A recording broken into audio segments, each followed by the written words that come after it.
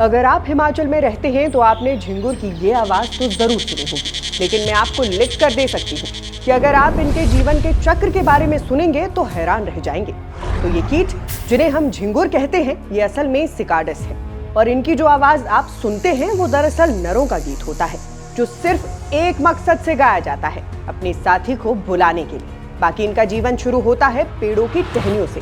मादा वहां 10 से 30 अंडे रखती है। कुछ दिनों बाद उनसे बच्चे निकलते हैं और फिर वो सब नीचे गिरकर मिट्टी में गहराई तक खोद कर जाते हैं। वहीं से शुरू होता है अगला चक्र। ये छोटे छोटे जीव अगले 2 से 5 साल तक जमीन के नीचे रहते हैं। किसी को पता नहीं होता, पर वो वहाँ पेड़ों की जड़ों से रस चूसते हुए बड़े हो रहे होते हैं, अंधेरे में खामोशी के साथ। उसी दौरान वो मिट्टी में सुरंगें बनाते हैं, मिट्टी को हवादार करते हैं और जंगल की जड़ों को सांस लेने में मदद देते हैं।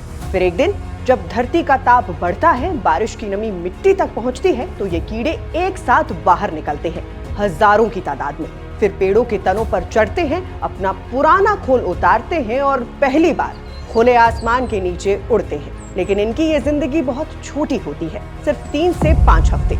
इसी वक्त ये गाते हैं, मिलन करते हैं और फिर धीरे धीरे सब खत्म हो जाता है। उनके अंडे फिर टहनियों पर रखे जाते हैं, बच्चे फिर जमीन पर गिरते हैं और वही कहानी फिर से शुरू होती है। तो अगली बार जब ये आवाज सुनो तो याद रखना, वो सिर्फ झिंगुर नहीं है, वो सालों की खामोशी के बाद कुछ हफ्तों के लिए गाने वाले गायक है।